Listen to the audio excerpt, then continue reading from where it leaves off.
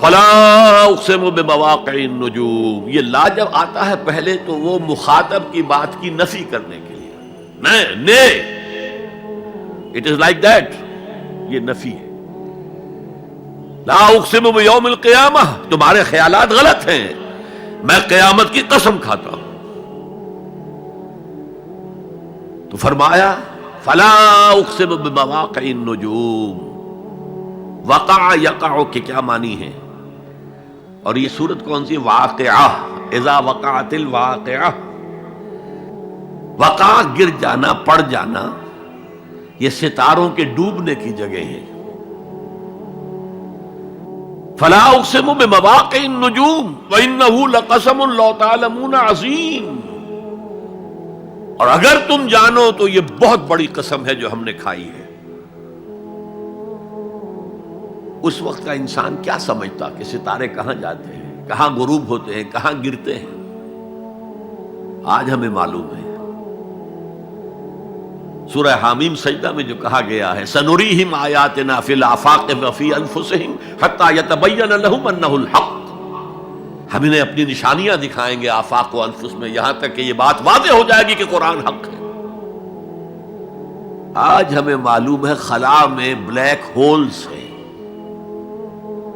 اور یہ black holes بڑے بڑے ستاروں کے پچکنے سے، پچک جانے سے پیدا ہوئے،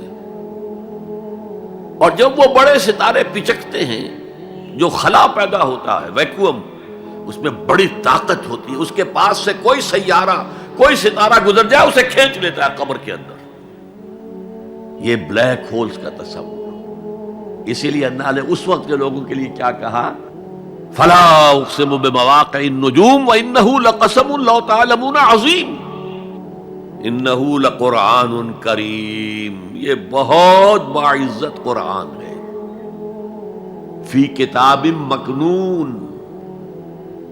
ایک چھپی ہوئی کتاب میں ہے، لا یمسہ الا المطہرون، اسے چھو ہی نہیں سکتے مگر انتہائی پاک ہستیاں۔ اس کے کیا معنی ہے؟ پہلی بات تو ہمیں معلوم ہو گئی، مراد فرشتے ہیں، بے ایدی سفرۃ کرام بررہ، اسی کی شرح ہو رہی ہے نا۔ اسی سے ایک فقہی مسئلہ نکالا گیا کہ بغیر وضو کے ہاتھ نہ لگاؤ، لیکن اس کا اصل مفہوم کیا ہے وہ سمجھیے۔ قرآن کی روح تک کوئی نہیں پہنچ سکتا جب تک کہ تزکیہ نفس نہ ہو گیا۔ اگر حب مال، حب دنیا، حب جاہ، حب شہرت، اگر یہ تمام محبت میں دل سے نکل نہ جائیں تو قرآن کی روح تک آپ کی اپروچ نہیں ہوگی۔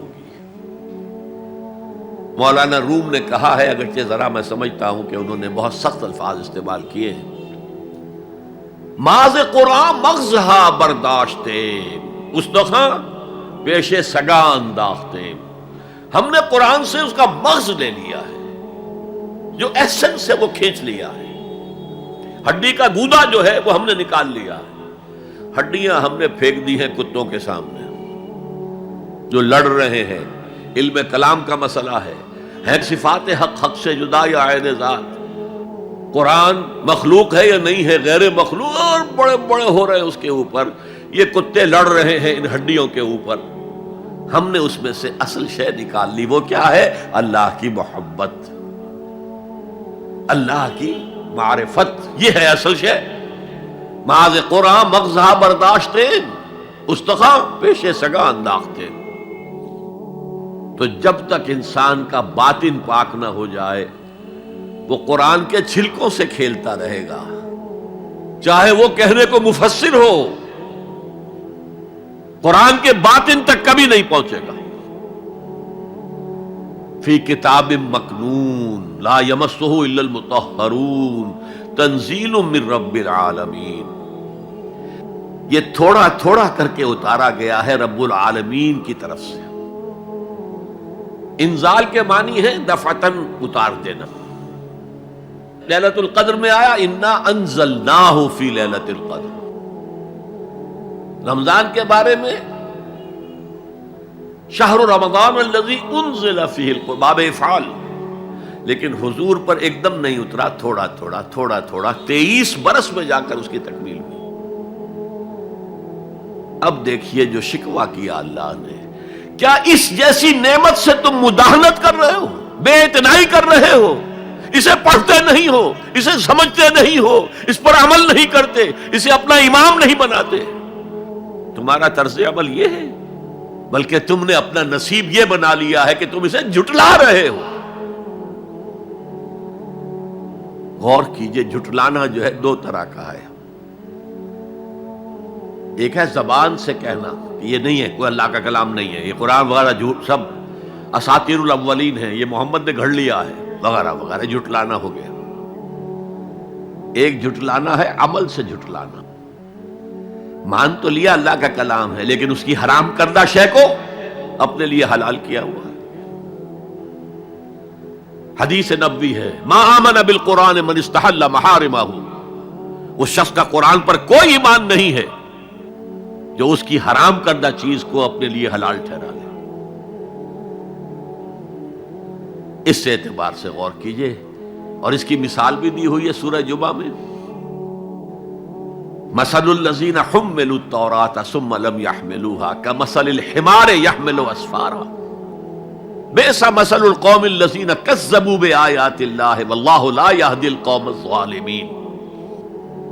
مثال ان لوگوں کی جو حامل تورات بنائے گئے تھے اور پھر انہوں نے اس کی ذمہ داری کو ادا نہیں کیا، اسے قائم نہیں کیا، اس کے احکام پر عمل نہیں کیا۔ جیسے فرمایا ہے سورہ اعراف میں، قل یا اہل الکتاب، کہہ دیجئے اے نبی صلی اللہ علیہ وسلم، اے کتاب والو، لستم علی شیء حتی تقیموا التوراۃ والانجیل وما انزل الیکم من ربکم، تمہاری کوئی حیثیت ہماری نگاہ میں نہیں ہے، تمہارا منہ نہیں ہے کہ ہم سے دعا کرو جب تک کہ تم تورات اور انجیل کو اور جو کچھ نازل کیا گیا تمہاری طرف اسے قائم نہیں کرتے۔ آج اللہ ہماری دعائیں نہیں سنتا، 30 لاکھ جا کر حج کرتے ہیں، دنیا کے حالات میں کوئی ذرہ برابر فرق آتا ہے؟ اول تو حرام کی کمائی سے حج ہو رہا ہے، تو حج ہے ہی نہیں سرے سے۔ جو کچھ کرتے گئے تھے سودی کاروبار وہی آ کر دوبارہ شروع کر دیا، سرکاری ملازم تو جو رشوت پہلے لے رہے تھے اس کے بعد آ کر شروع کر دیا۔ یہ کیا ہے؟ یہ تکذیب بالعمل ہے، جھٹلانا ہے۔ تم نے اپنا نصیب یہ بنا لیا ہے کہ تم قرآن کو جھٹلا رہے ہو، جیسے کہ انہوں نے جھٹلایا تھا۔ مثل الذین حملوا التوراۃ ثم لم يحملوها كمثل الحمار يحمل اسفارا، ان کی مثال ان گدھوں کی سی ہے جن پر کتابوں کا بوجھ لاد دیا گیا۔ مکالمات فلاطوں، گٹھڑی باندھ کر گدھے کے اوپر رکھ دیجئے تو کیا وہ واقعی منطقی اور فلسفی بن جائے گا؟ یہ مثال اللہ دے رہا ہے۔ اور یہ مثال کیوں دی گئی ہے؟ اس آئینے میں ہمیں ہماری تصویر دکھائی گئی ہے۔ تم اگر قرآن کا حق ادا نہیں کر رہے تو تمہاری مثال وہی ہے جو یہود کی تھی۔ بئس مثل القوم الذین کذبوا بآیات اللہ، بری مثال ہے اس قوم کی جس نے اللہ کی آیات کو جھٹلایا۔ تو زبان سے تو یہودیوں نے کبھی نہیں جھٹلایا تورات کو، عمل سے جھٹلایا ہے۔ یہ وہ 5 مقامات ہیں جن میں اللہ تعالیٰ نے خود اپنے کلام کی ثنا بیان کی ہے، تعریف کی ہے، اس کی عظمت کو بیان کیا۔ اب میں آپ کے سامنے ایک حدیث رکھنا چاہتا ہوں، حضور نے کیا فرمایا۔ ایک حدیث سنا چکا ہوں آپ کو، عن عثمان بن عفان رضی اللہ تعالی عنہ قال قال رسول اللہ صلی اللہ علیہ وسلم خیرکم من تعلم القرآن وعلمہ، تم میں سے بہترین لوگ وہ ہیں جو قرآن سیکھیں اور سکھائیں۔ یہ حدیث بڑی عجیب ہے، یہ ترمذی میں بھی ہے اور دارمی میں ہے، اور اس کے راوی حضرت علی ہیں رضی اللہ تعالی عنہ۔ عن علی رضی اللہ عنہ قال، حضرت علی فرماتے ہیں انی سمعت رسول اللہ صلی اللہ علیہ وسلم یقول، میں نے سنا اللہ کے رسول صلی اللہ علیہ وسلم کو یہ کہتے ہوئے، انہا ستکون فتنۃ، ان قریب ایک بہت بڑا فتنہ رونما ہوگا۔ حضرت علی فرماتے ہیں قلت، میں نے عرض کیا مل مخرج منہا یا رسول اللہ، اے اللہ کے رسول یہ فرمائیے اس فتنے سے بچنے کا، نکلنے کا راستہ کون سا ہوگا؟ جیسے آپ بڑے بڑے حالوں میں دیکھتے ہیں ایگزٹ، عرب ممالک میں لکھا ہوتا ہے مخرج، اگر کہیں آگ لگ جائے، کہیں دھواں بڑھ جائے تو نکلو، لال جو روشنیاں ہیں ان کے اندر جو نیچے دروازے ہیں ان کی طرف جاؤ، یہ مخرج ہے جان بچانے کی۔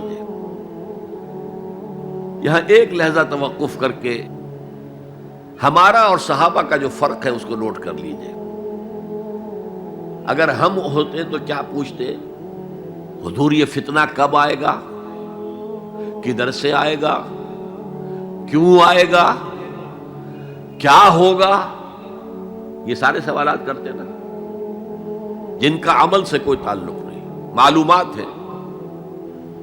حضرت علی نے کچھ نہیں پوچھا، بس آپ نے فرما دیا کہ بہت بڑا فتنہ ہوگا، تو بس ہمیں یہ بتائیے کہ اس سے نکلنے کا راستہ کیا ہے۔ اب سنیے حضور کی زبان سے قرآن مجید کی مدح۔ قال کتاب اللہ، فتنوں سے بچانے والی اللہ کی کتاب ہے۔ فیہ نبأ ما قبلکم، اس میں تم سے پہلے جو تھے ان کی بھی خبریں ہیں، قوم نوح اور قوم عاد اور قوم سمود اور قوم مدین اور آل فرعون اور سدوم اور عمورہ کی بستیوں کے حالات ہیں کہ نہیں؟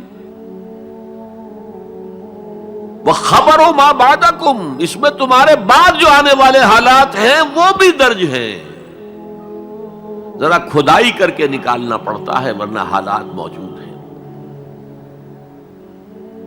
ایک اوپر کی چیز ہے، سامنے کی چیز ہے، ایک ذرا اندر سے کھدائی کر کے، لیکن یہ کہ حضور فرما رہے ہیں خبرو ما بعدکم وحکم ما بینکم، اور جو بھی اختلافات تمہارے درمیان ہوں گے ان کا فیصلہ بھی اس کتاب میں موجود ہے۔ کاش کہ ہم اپنے مذہبی اختلافات کو رفع کرنے کے لیے قرآن کی طرف رجوع کریں، جو حبل اللہ ہے، واعتصموا بحبل اللہ جميعا ولا تفرقوا۔ تو فرمایا کتاب اللہ فیہ نبأ ما قبلکم وخبر ما بعدکم وحکم ما بینکم، هو الفصل لیس بالحزل، وہ فیصلہ کن کلام ہے، ایسے ہی یابہ گوئی نہیں ہے، یہ قرآن کی آیات ہے۔ انہ لقول فصل وما هو بالحزل، سورہ طارق کے اندر آیا، طارق میں هو الفصل لیس بالحزل من ترکہ من جبار قسمہ اللہ، اگر کوئی جبار شخص اپنی سرکشی میں اس قرآن کو ترک کر دے گا اللہ اسے پیس کر رکھ دے گا۔ وَمَنِ ابْتَغَى الْهُدَى فِي غَيْرِهِ أَضَلَّهُ اللَّهُ، اور جو کوئی ہدایت حاصل کرنا چاہے گا قرآن کے سوا کسی اور چیز سے، اللہ اسے لازماً گمراہ کرے گا۔ کتاب ہدایت تو یہ ہے۔